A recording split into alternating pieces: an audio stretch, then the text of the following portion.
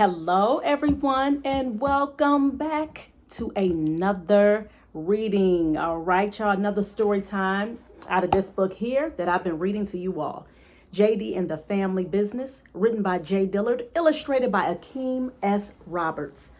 Who does the best hair in the family? All right, so today I'm going to be reading chapter 6. And for those of you who are just tuning in, this is your first time. I would really highly advise you to go back to reading chapter 1 of this book.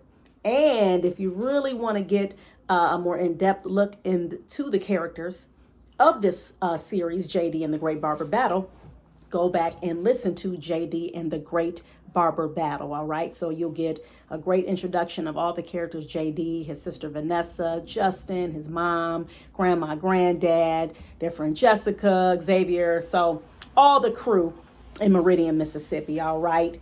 So here we go. Chapter 6.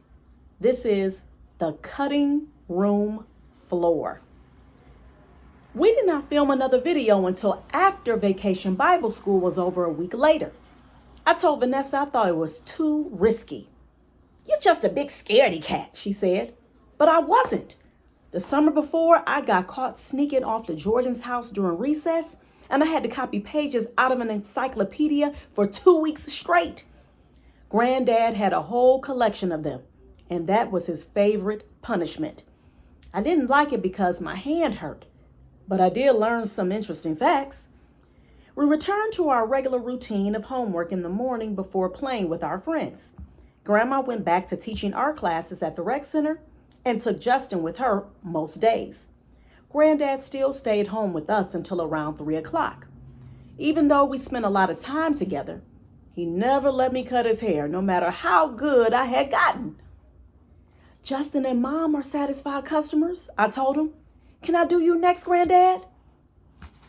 "A man's barber is sacred, JD, and I already have one." Granddad drove just outside of Meridian every 4 to 6 weeks to get his hair cut. The barbershop was small, with only one barber. Once, when he took me, I had to wait with him all day. I never asked to go back. I could tell Granddad was just good friends with the guy and liked going to catch up. That's how I felt when my friends were in my chair. When we were done with our lessons, we asked Granddad if he could drive us to Jessyka's house.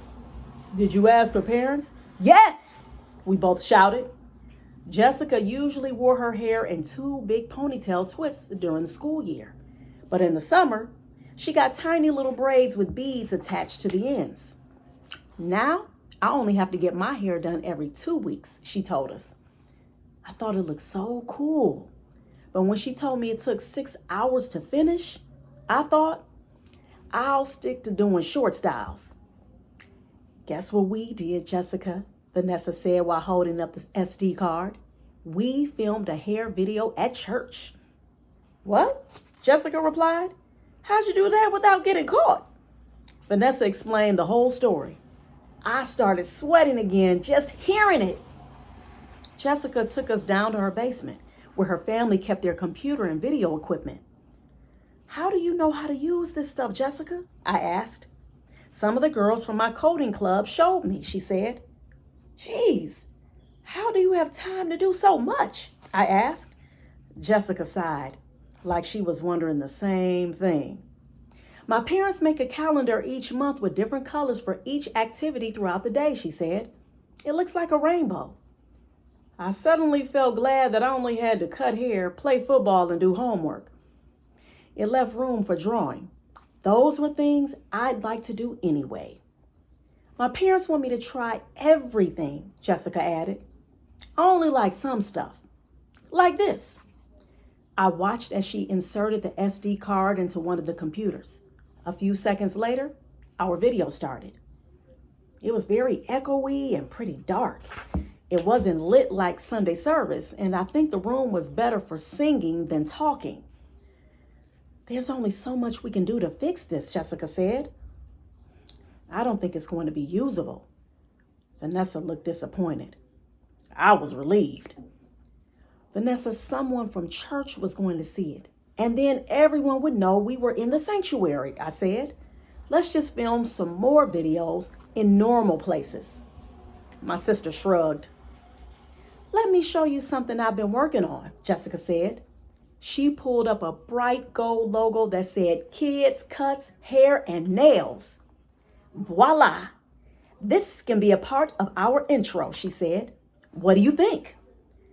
Me and Vanessa looked at each other amazed. Maybe we can turn this into something big, I said.